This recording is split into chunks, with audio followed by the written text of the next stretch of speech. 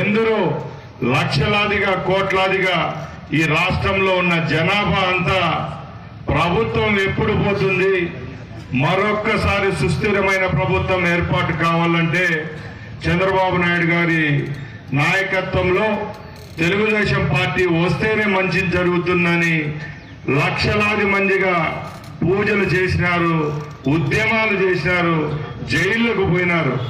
దానంతటికి ఫలితమే ఈ 100 రోజుల మంచి పరిపాలన అనే కార్యక్రమాన్ని ఈరోజు జరుపుకుంటున్నాం. అంటే గత చీకటి రోజుల్లో పారదోలి దీపావళి ఎలాగో జరుపుకుంటామో ఈరోజు 100 రోజుల పండుగ కూడా ఈ రాష్ట్రంలో ఉన్న ప్రజలందరం జరుపుకుంటున్నాం. కేవలం సమ్మేపల్లిలోనే కాకుండా ఈ రాష్ట్రం అంతా వారం రోజులు ఈ కార్యక్రమాలు నిర్వహించేదానికి ఈనాటి ప్రభుత్వం చర్యలు తీసుకుంటా ఉంటే గ్రామీణ స్థాయి నుంచి పట్టణ స్థాయి వరకు ప్రతి ఒక్క పల్లెల్లో, వాడల్లో, మున్సిపాలిటీ పరిధిలో ఉన్న వార్డులలో కూడా ఈ కార్యక్రమాలను ఈ ప్రభుత్వం చేపడతా ఉంది. ఇదేదో మెహర్బానీ కాదు, గొప్పలు చెప్పుకోవడం కాదు. 100 రోజుల్లో జరిగిన అభివృద్ధిని ప్రతి ఒక్కరికి పుస్తకాల ద్వారా, పాంప్లెట్ల ద్వారా ఇంటింటికి వచ్చి మీ దగ్గరే మార్కులు వేయించుకునే విధంగా ఈ కార్యక్రమాన్ని రూపకల్పన చేయడం జరిగింది.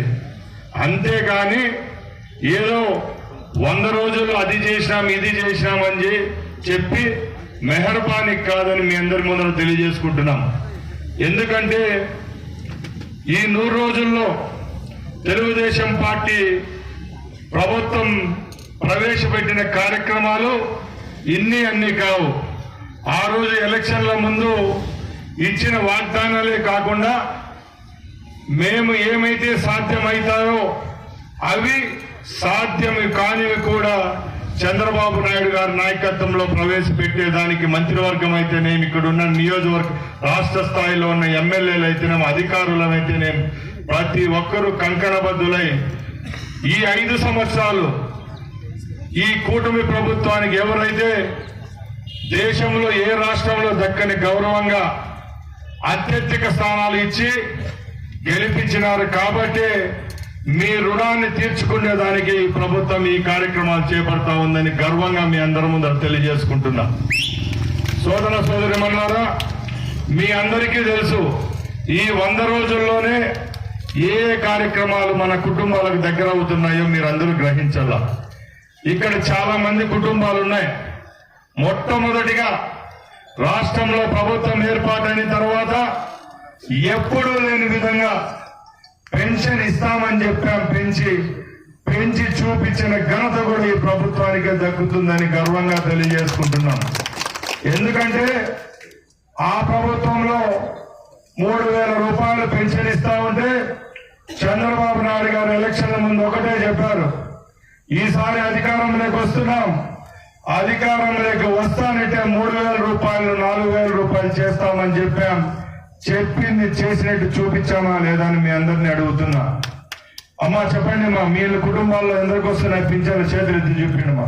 అంతేనా? మీ బంధువులకు వచ్చినా మీకు వచ్చినట్టే కదమ్మా, లేపండి మా. వస్తానే లేదా? అది ప్రభుత్వం చేసిన ఘనకార్యం.